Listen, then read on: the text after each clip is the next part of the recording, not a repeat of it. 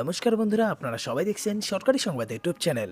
বন্ধুরা, নতুন বছরের খুশিতে আনন্দ করার আগে একটা কথা অবশ্যই মনে রাখবেন, এখনও কিন্তু করোনা ভাইরাস শেষ হয়নি। তো অবশ্যই এই খুশিতে আনন্দ করার আগে কিন্তু এই সতর্ক বার্তাটা অবশ্যই মাথায় রাখবেন।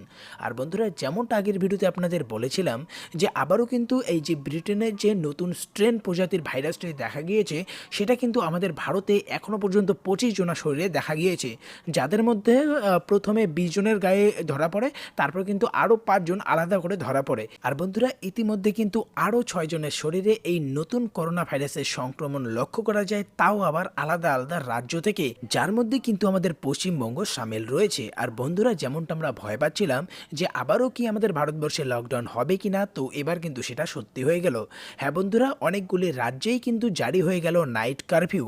কোন কোন রাজ্যে নাইট কারফিউ চালু হলো সেটা কিন্তু বিস্তারিত সংবাদে আমরা পরিষ্কারভাবে জেনে নেব। তবে তার আগে ছোট্ট একটা অনুরোধ, এই ধরনের তাজা আর গুরুত্বপূর্ণ খবর প্রতিদিন পেতে হলে কিন্তু অবশ্যই ভিডিওটিকে লাইক করবেন, এরই সাথে লাল রঙের সাবস্ক্রাইব বাটনে ক্লিক করে বেল নোটিফিকেশনটা অল করে দেবেন। যেমনটা এই খবরের পেপারে আপনারা দেখতে পাচ্ছেন, আমি কিন্তু জুম করে আপনাদের দেখাচ্ছি যে এখানে অ্যাকচুয়ালি কি বলা হয়েছে।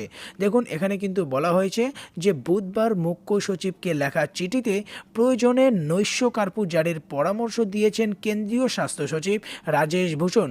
দেখুন, এখানে এরই সঙ্গে তিনি আরও বলেছেন যে এই দিনই নতুন চরিত্রের কোভিড সংক্রমণের মোকাবিলায় আদর্শ আচরণবিধি জানিয়ে রাজ্যের স্বাস্থ্য সচিবকে চিঠি দিয়েছেন কেন্দ্রীয় স্বাস্থ্য মন্ত্রকের যুগ্ম সচিব লব আগরওয়াল। এরই সঙ্গে বন্ধুরা, দেখুন এখানে কিন্তু আরও পরিষ্কার করে বলে দেওয়া হয়েছে যে দেশে সংক্রমণের হার কমলেও ইউরোপ ও আমেরিকায় নতুন করে সংক্রমণ বাড়তেছে। ইংল্যান্ডে নতুন চরিত্রের করোনা ভাইরাসের সংক্রমণ ধরা পড়েছে, তাই গোটা দেশের জন্য নির্দিষ্ট আদর্শ আচরণবিধি তৈরি করা হয়েছে।